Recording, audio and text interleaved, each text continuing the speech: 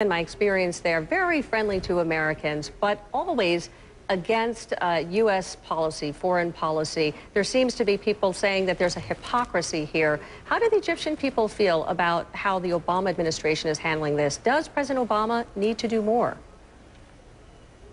Absolutely, Suzanne, because, you know, we were both at university right next to Tahrir Square, so you know what a central place that is in Cairo and how important and how much it makes me ecstatic to see this push for freedom in my hometown. I think Egyptians are incredibly disappointed that the U.S. administration has taken this long to understand that what's happening in Egypt isn't just putting or serving notice to dictatorship that your time is over. It's also serving a very strong notice to U.S. administrations and allies generally around the world that this hypocritical foreign policy that has sacrificed our freedom and dignity for stability and a good ally in Mubarak is over. So I think the entire world now has to sit back and reckon with that. And Mr. Dershowitz, obviously you have one of Israel's greatest Arab ally, Egypt, now headless. Is Israel now in trouble?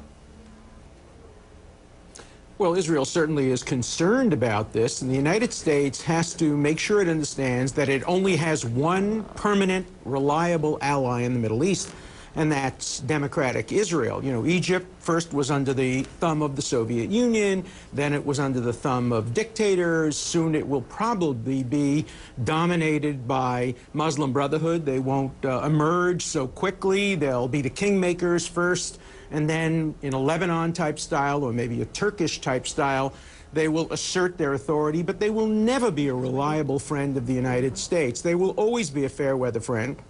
And the United States must understand that it can't sacrifice its greatest friend, its permanent friend, Israel, in order to try to satisfy a fair-weather friend. And so I think what President Obama has to do is he has to send a stern message to Egypt and to Jordan and to all the other countries in the area.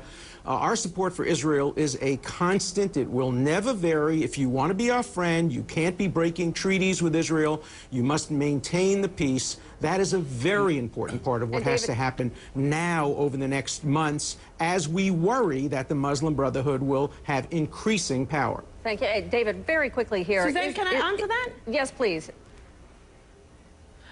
You know, it's interesting to hear Alan use the word democracy, because that's exactly what Egypt is working on right now. These millions of Egyptians who have been on the street for the past 12 days want to be democratic. So it's very hypocritical of you to describe Israel as a democracy and then try to be alarmist about what's happening in Egypt, because surely you and everyone in Israel should be happy that your neighbor wants to be a democracy, and democratic neighbors are happy. If it's a real democracy, not a Hamas type, and then not want Egypt to have a democracy.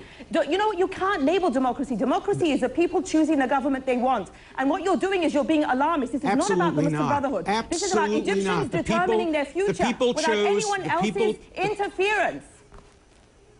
David, you want to respond? The people chose Adolf Hitler in 1932 by democratic means, and the people would probably have chosen Ahmadinejad by democratic means. So democracy has to be both structural, that is, elections, but also functional. If you elect people who then take away all the rights and make women wear burqas, and deny people the right of dissent, that may be a pretense of democracy, but not a real democracy. Israel would love nothing more than to have real democracy and it has nothing to do with burqas. You're talking nonsense. You're just wrong. Obviously, of course, it has everything to do with the Muslim Brotherhood. They are the dominant political force in Egypt today. Yes, David, please weigh in if you will. I think this illustrates better than anything I could the tightrope that President Obama is walking, and I think he's walking it well. And to my good friend Alan Dershowitz, clearly we need to remain firm friends with Israel. But it's also true that Israel will be best served if the United States has more than one friend in the region. And if we do have friends among Arab leadership and with democratic Arab countries in the long term, I think the president has been wise to say our principles support the people in the streets, but the way we get there has to be an orderly transition so we do not have chaos and we do not have radicals that take over that government. I think we're going to have to leave it there. I appreciate all of you coming on this panel. Obviously, David Gergen, Alan Dershowitz, and Mona Eltahawy. We appreciate your point of view. Well, it is a country in crisis, a world watching every move, and an effort to control the message. Ahead, we look at journalists under fire while covering the protest. Okay.